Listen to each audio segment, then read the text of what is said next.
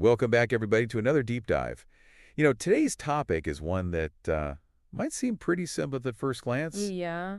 Truth, but as we're going to see, it can get Yeah, it really can. complicated fast. So you sent over some excerpts from the Stanford Encyclopedia of Philosophy Okay. about the religion theory of truth. And Right. just from glancing at it, it seems like philosophers really have to, bend over backwards and come up with these intricate systems Yeah, they do. just to try and figure out how truth works. Absolutely. I mean, it's fascinating how something that we use so effortlessly in everyday life Yeah. can become so tricky when you actually try to analyze it rigorously. Yeah, where do we even begin with something like that? Well, I think a good place to start is with those instances where our intuitive understanding of truth breaks down. Okay. And one of the most famous examples of this is the liar's paradox. Oh, yeah, I've heard of that one. This sentence is false, right? Exactly. That's the one. I've never quite understood what makes it a paradox, though. It's all about self-reference and how it creates a logical contradiction. Okay. So let's say you have the sentence, this sentence is false. If that sentence is true, Right. then by its own content, it must be false. Okay. But if it's false, then it's actually claiming that it's not false, which means it has to be true. Ah. So it creates this endless loop where you can't pin down a stable truth value. It's like a truth pretzel. Yeah, exactly. It really does tie your brain in knots. Yeah. So how do philosophers even try to, make sense of something like that? Well, that's where the revision theory of truth comes in, or RTT for short. For TT. And instead of trying to fit these paradoxical sentences neatly into a box labeled either true or false, Right. it looks at how our understanding of truth changes over time. So it's not about finding, a single fixed answer, but about the way that our beliefs about truth, evolve. Exactly. Okay, I'm intrigued. How does that work in practice? Well, imagine you have a bunch of sentences, and some of them might be these tricky self-referential ones. Okay. RTT starts with what's called a hypothesis about which sentences are true, and it's not a definitive declaration. It's like an educated guess. We're starting with an assumption then. Right. And then what? Then comes the revision rule. So the revision rule uses these things called T-by conditionals to generate a new hypothesis based on the previous one. Hold on. T by conditionals. What is that? It sounds complicated, but it's actually pretty simple. Okay. Think of it as like a rule that connects a sentence to its actual meaning. Okay. So, for example, the sky is blue is true if and only if the sky is actually blue. Right. It's like saying the sentence is true if what it claims is actually true. Yeah, you got it. Okay, got it. So the revision rule uses our initial guess Yes. and then refines it based on these T by conditional. Exactly. And you can actually repeat this process over and over again. Okay. And it creates what's called a revision sequence of hypotheses. So it's like we're zeroing in on the truth, but we're acknowledging that it might be a moving target. Right. Especially with those sentences that are... Especially with those paradoxical ones. Yeah, they're tricky. So instead of one static answer, we get this, dynamic process of revision. That's right. It's like watching truth unfold in real time. It is, yeah. That's a cool way to think about it. Do we have an example of this in action? Yeah, the Stanford Encyclopedia excerpts that you sent have a great example with 3 sentences that are all interconnected. Okay. And as you apply the revision rule step by step, some of the sentences eventually reach a stable truth value. Okay. Either true or false, but some of them fluctuate and they never quite settle down. It's like some of the sentences, they're on a road trip and they know where they're going. Right. The other ones, they're just driving around. They're just out for a Sunday drive. Yeah, exactly. But why would some sentences never settle on a truth value? That's where things get even more interesting. Okay. And we need to introduce a concept that might seem a little mind-boggling at first. Ordinal numbers. Ordinal numbers. Ordinal numbers. Okay, I think we have to save that for part 2 of our deep dive because you've officially piqued my interest. All right, sounds good. We'll pick it up there. We'll pick it up there with ordinal numbers. It'll be fun. I'm excited. Yeah, me too. All right, see you next time. See you then. All right, so we left off with this cliffhanger about ordinal numbers Yeah. and how they relate to the revision theory of truth. They're pretty cool. I have to admit, I'm on the edge of my seat here.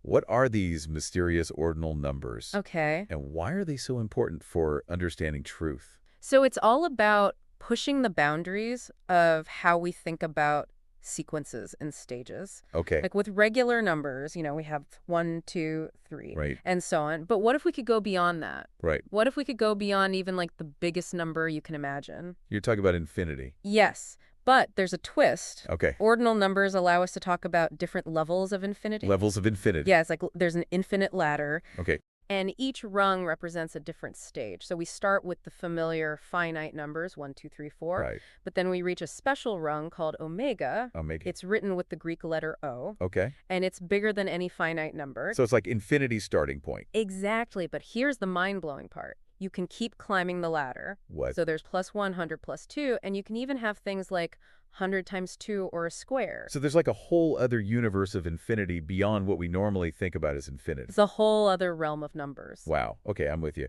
So how do these infinite stages connect back to the revision theory of truth Right. and those sentences that never seem to settle down? Well, remember how RTT creates those revision sequences where we keep applying the revision rule Yeah. over and over to get closer to the truth? Well, sometimes it takes an infinite number of steps for a sentence to actually stabilize on a truth value. Okay.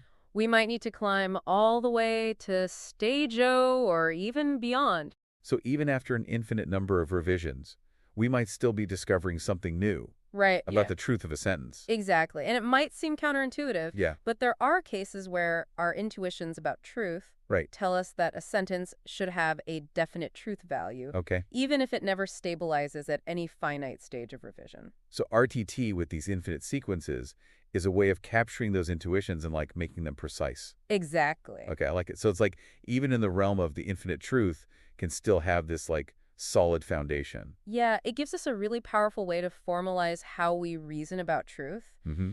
even when that reasoning takes us through infinite steps and seemingly paradoxical sentences. It's a lot to take in, It is. but I think I'm starting to grasp the immensity of this theory. We've gone from like Yeah, a simple sentence about truth to exploring the depths of infinity. it's a long journey. It is a long journey, but before we get completely lost in the cosmos of infinity, I have a question. Why is all of this important? What does it tell us about truth itself beyond just the mechanics of how we reason about it? That's a great question, and it takes us to the heart of what RTT is trying to do. Okay. It's not just a technical tool for dealing with paradoxes, it's a way of understanding the very nature of truth. Okay, I'm all ears. How does RTT change our understanding of what truth is? Well, it shifts our focus from truth as a static property Okay. to truth as a dynamic process. So instead of asking, is this sentence true? Right. We're asking, like, how does our understanding of this sentence's truth evolve as we reason about it? That's a much better question. So it's less about the destination and more about the journey. Yeah, exactly. And the journey can be just as important, if not more so, Mm, than the destination. It's through the process of revision, right. refining our understanding, Mm-hmm. that we come to grasp the truth more fully. That's deep, man. Yeah, it's a pretty profound insight. It makes truth feel more alive, Right. more connected to how we actually think and reason. Yeah. But I'm curious, if truth is this dynamic process, Mm-hmm. does RTT offer any clues about what makes something ultimately true? Right. Or is it just about the process itself? That's a really interesting question.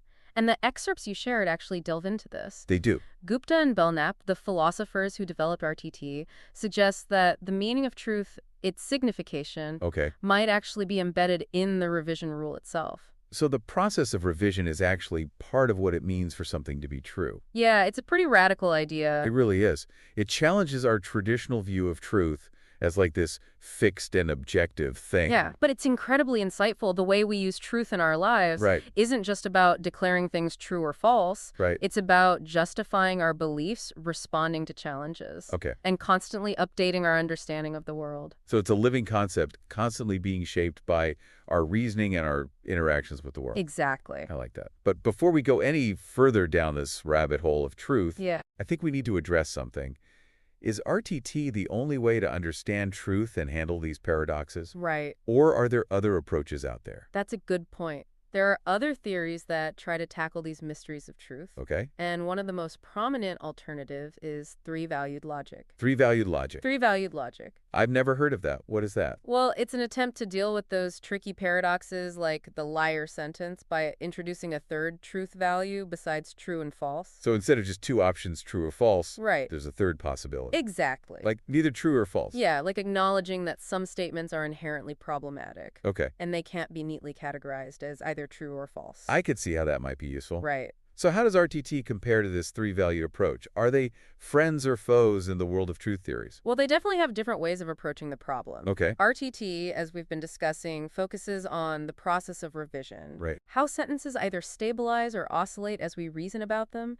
It doesn't actually assign a truth value to the liar sentence itself, but it analyzes the reasoning process that it So triggers. it's more about understanding the dynamics of the paradox Right. rather than giving it a definitive answer. Exactly. Three-valued logic, on the other hand, would assign that third truth value, Right. neither true nor false, to the liar sentence, effectively saying it's inherently problematic and can't be classified. So it's like putting a special tag on those paradoxical sentences Right. to acknowledge their unique status. Exactly. So it seems like we have a choice between RTT's focused on this process of revision Yeah. and three-valued logic's attempt to expand the very definition of truth. That's a really fundamental difference. It is. It's like a clash between a more conservative approach and a more radical one. I like that analogy. But which approach is better?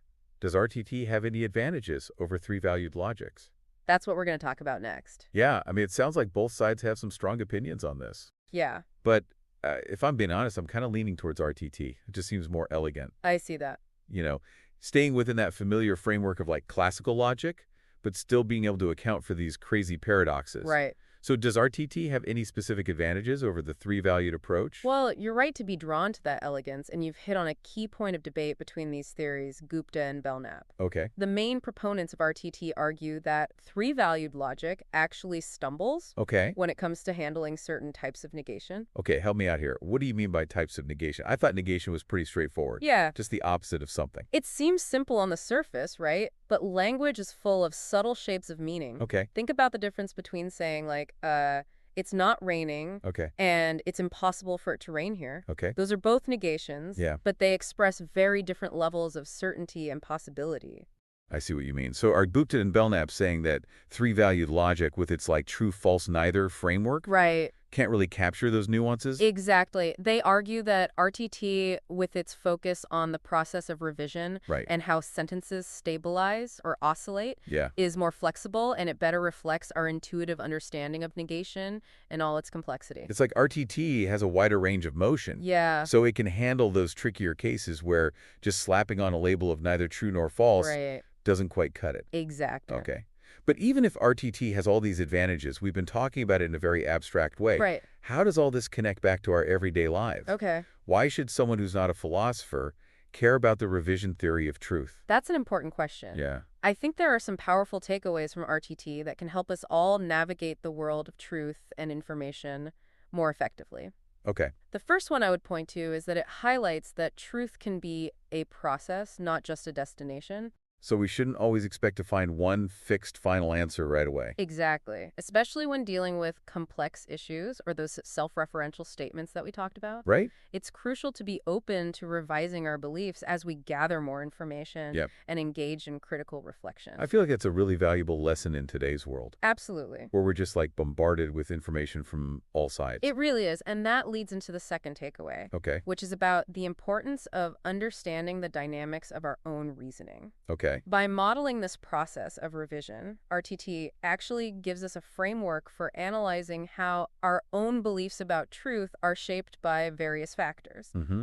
Language context, even our own biases. So it's like a tool for becoming more self-aware about how we arrive at our beliefs. Exactly. And that kind of self-awareness can be incredibly valuable in any area where truth and justification are paramount. Right. Whether it's science, law, politics, Even personal relationships. even personal relationships, you got it. Yeah. By understanding the process, we can become more critical and discerning about the claims that we encounter and the beliefs that we hold. Precisely. Ultimately, that's what makes RTT so powerful. It Right. equips us to navigate this complex, ever-evolving landscape of truth Yeah. with greater clarity and insight. I think we've done a really great job today of unpacking the core ideas of RTT. I think so, too. This has been a fascinating journey from that simple liar's paradox to exploring these like intricate revision sequences and these ordinal numbers. It's a lot. It is. But before we wrap up, I want to leave our listeners with one final thought. Okay. Something to ponder as they continue their own exploration of truth. I like it. We've talked about how RTT helps us understand how we reason about truth. Right. But does it ultimately tell us what truth is? That's the million-dollar question, and it's one that continues to spark debate among philosophers. Of course. RTT offers a powerful framework for analyzing truth, Mm-hmm. but it doesn't necessarily settle those deeper metaphysical questions about its fundamental nature. Right. It's really up to each of us to grapple with those questions Yeah. and decide how our own views align with the insights of this theory. So we've given you the tools and the knowledge, Right. but the journey of understanding truth is ultimately a personal one. It is, and it's full of exciting twists and turns. Exactly. So keep questioning, keep exploring, Yeah. and keep revising your understanding of truth.